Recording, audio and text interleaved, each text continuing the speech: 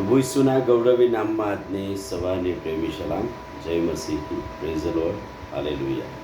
ગઈકાલે આપણે Easter Sunday ઈસુ ખ્રિસ્ત ઉઠ્યો છે એ વાત પ્રગટ કરી, ઈસ્ટરની વાતો આપણે જોઈ. અને હવે આજથી શરૂ થનાર બીજા 40 દિવસો કે જે 40 દિવસો દરમિયાન પ્રભુ જીવિત છે એ સાબિતીઓ આપી. પ્રભુ પુનરુત્થાન પામેલા ઈશ્વર છે એ વાત બતાવે છે. અને આપણે આ 40 દિવસો બહુ પવિત્ર અને આશીર્વાદિત દિવસો ગણાય, જે દિવસોમાં પ્રભુ 100% પવિત્ર ઈશ્વર, 100% ઈશ્વર કે પ્રભુ છે. હવે 100% માણસના સ્વરૂપમાં નથી, પણ પ્રભુ છે. અને એ પ્રભુત્વ સાબિત કરવા માટે પુનરુત્થાન પામેલા પ્રભુએ હું જીવિત છું એ વાત પ્રગટ કરી છે. અને આપણે ગઈકાલે પણ માથેની સુવાર્તાના 28મા અધ્યાયમાંથી કેટલીક વાતો જોઈ હતી, અને આજે પણ એમાં ફરી બીજી વાતો જોઈશું.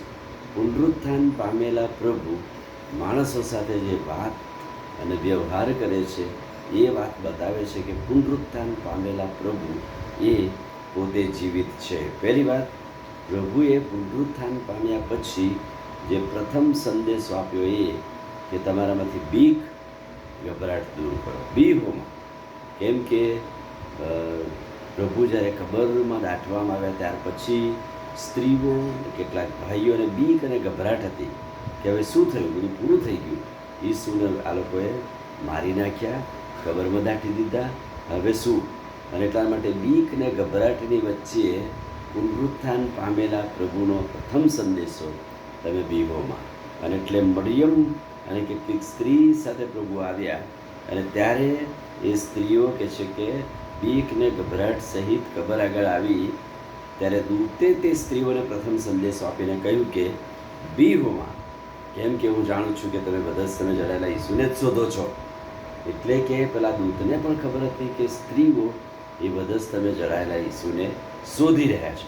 પણ પ્રથમ સંદેશો છે, હવે આ કબરમાં ઈસુ નથી, અહીં એને ના શોધશો, એ ઈસુ ઉઠ્યા છે.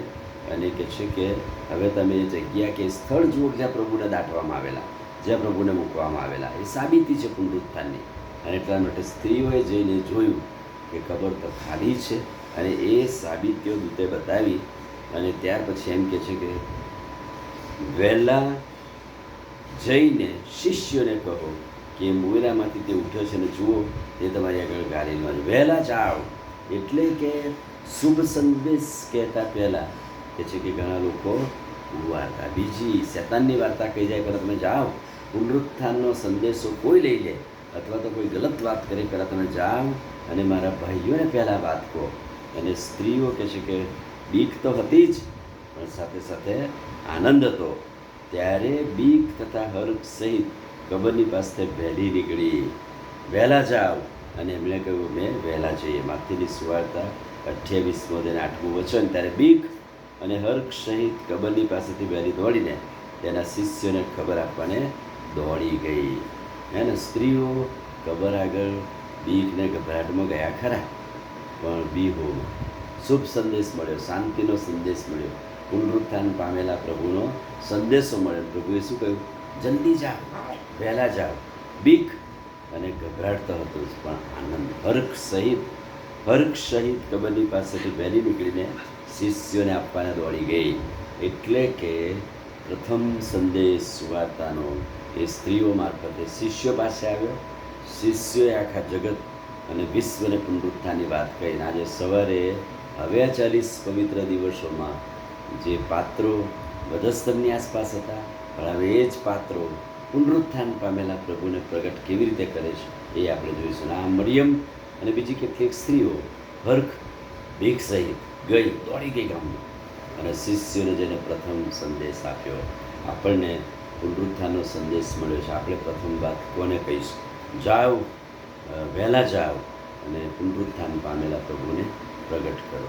આમી પ્રાર્થના કરીએ. વાલા પ્રભુ, આજે સવારે આ પવિત્ર 40 દિવસોમાં અમે પ્રવેશ પામ્યા છો, ત્યારે પુનરુત્થાન પામેલા પ્રભુને પ્રગટ કરવા અમારી મદદને સહાય કરો. પ્રભુ ઈસુના નામમાં માંગીએ છીએ, સાંભળો ને માન્ય કરો. આમીન. God bless.